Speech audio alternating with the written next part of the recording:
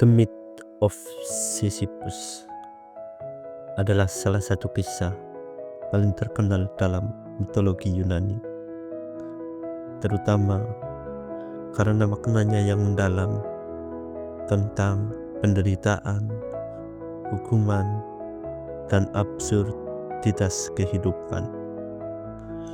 Mitos ini menjadi lebih relevan dalam filsafat eksistensialisme, khususnya dalam karya Albert Camus yang menggunakan cerita ini sebagai metafora tentang absurditas keberadaan manusia. Sisyphus adalah raja kota Ephyra, seseorang manusia yang terkenal karena kecerdasannya yang luar biasa. Ia tidak hanya seorang penguasa yang cerdik, tetapi juga seorang yang berani menantang dewa, sesuatu yang pada akhirnya membawa kehancurannya sendiri. Sisyphus dikenal sebagai penipu ulung dan sering menggunakan kecerdasannya untuk memperoleh keuntungan. Ia berhasil menipu para dewa,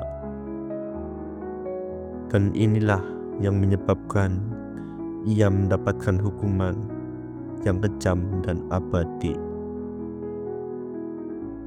Salah satu kejahatan utama Sisyphus adalah mengungkap rahasia dewa Zeus. Dikisahkan bahwa Zeus menculik Aegina, putri dewa sungai Asopus. Sisyphus yang mengetahui kejadian ini memberitahu Asopus tentang keberadaan putrinya dengan imbalan agar sungai di Korintus tetap mengalir deras. Dengan kata lain, Sisyphus menggunakan informasi ini untuk menguntungkan dirinya sendiri, sesuatu yang membuat Zeus murka. Selain itu, Sisyphus juga berhasil menipu dewa kematian, Thanatos. Ketika Thanatos datang untuk membawanya ke dunia bawah, Sisyphus dengan cerdik menipu sang dewa dengan cara membelenggunya. Akibatnya, tidak ada satupun manusia yang mati di bumi selama Thanatos ditahan. Para dewa pun akhirnya turun tangan, dan Ares, dewa perang, membebaskan Thanatos serta menyerahkan Sisyphus ke dunia bawah. Namun, kecerdikan Sisyphus tidak berhenti di situ. Sebelum ia dibawa ke dunia bawah, ia telah memerintahkan istrinya untuk tidak mengadakan upacara pemakaman atau memberikan persembahan untuknya. Ketika ia tiba di dunia bawah, ia berpura-pura marah kepada Persephone, istri Hades, karena istrinya tidak menunjukkan penghormatan terakhir kepadanya. Dengan kelicikannya, ia meyakinkan Persephone untuk mengizinkan kembali ke dunia atas guna memperbaiki kesalahan tersebut. Namun, begitu ia kembali ke dunia, ia menolak kembali ke dunia bawah dan hidup bertahun-tahun lamanya sebelum akhirnya ditangkap oleh para dewa. Karena kejahatannya yang berulang-ulang dan penolakannya untuk tunduk pada kekuasaan para dewa, Sisyphus akhirnya dijatuhi hukuman yang sangat berat di dunia bawah. Hades memerintahkan bahwa ia harus menggulingkan sebuah batu besar ke atas bukit. Tetapi setiap kali batu itu hampir mencapai puncak, batu itu akan jatuh kembali ke dasar, memaksa Sisyphus untuk memulai lagi dari awal. Hukuman ini dirancang untuk menjadi siklus yang tidak pernah berakhir.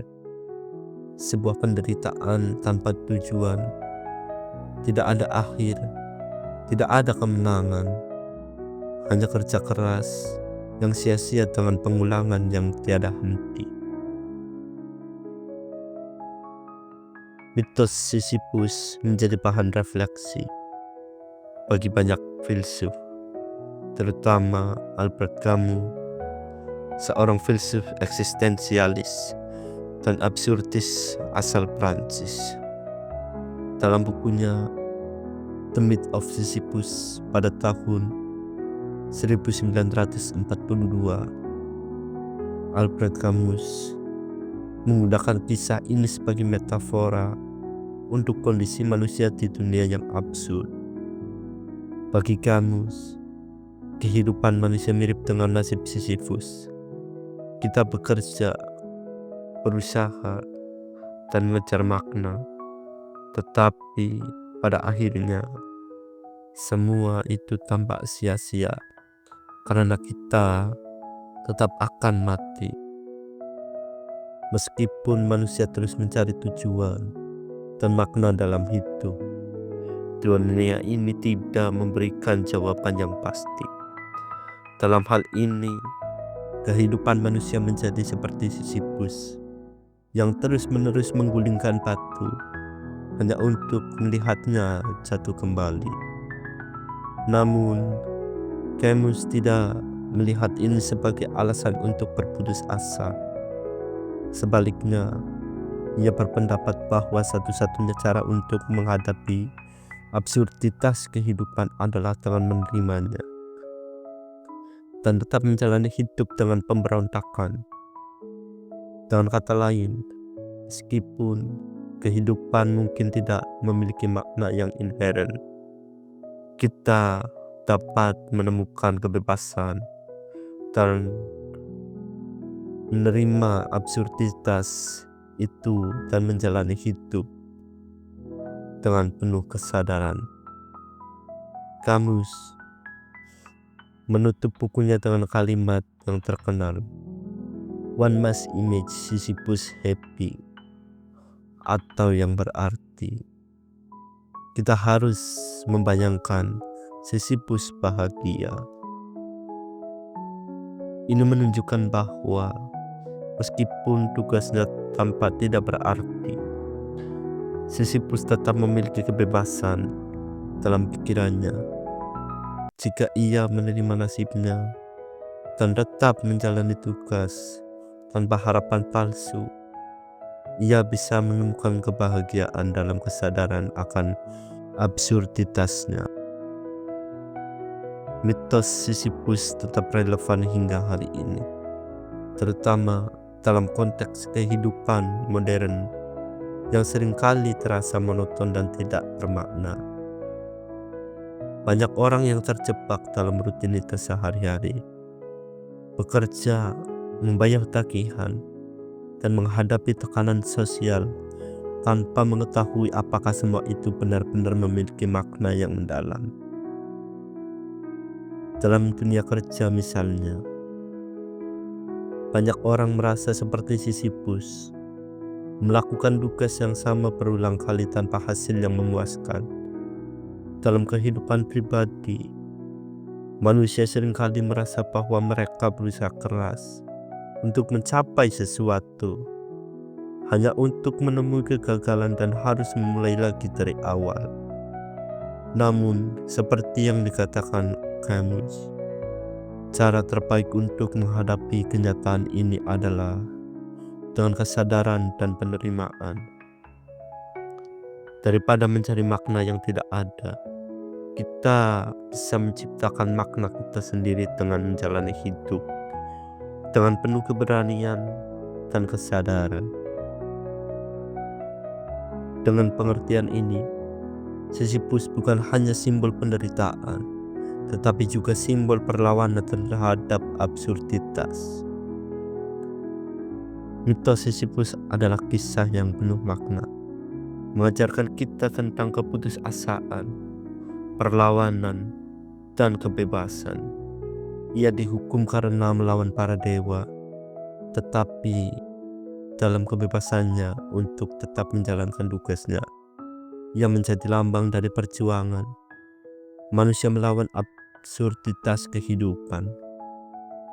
Albert Camus menggunakan mitos ini untuk menunjukkan bahwa meskipun hidup mungkin tidak memiliki makna yang objektif, tetapi manusia masih bisa menemukan kebahagiaan dalam kesadaran dan pemberontakan terhadap absurditas.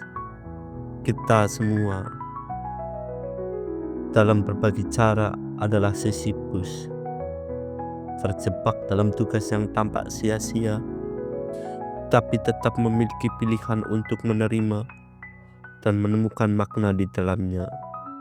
Jadi, apakah Sisyphus bahagia? Mungkin kebahagiaannya tidak terletak pada tujuan akhirnya, tetapi dalam perjalanannya, dalam mendorong batu ke atas bukit, dalam menerima nasibnya, ia menemukan kebebasan sejati. Seperti halnya saat ia mendorong batu ke atas bukit, ia menikmati hembusan angin yang membuatnya sejuk dan senang. Ia bahagia dengan usahanya, walaupun itu sia-sia. Dan itu semuanya adalah penerimaan. Terima kasih.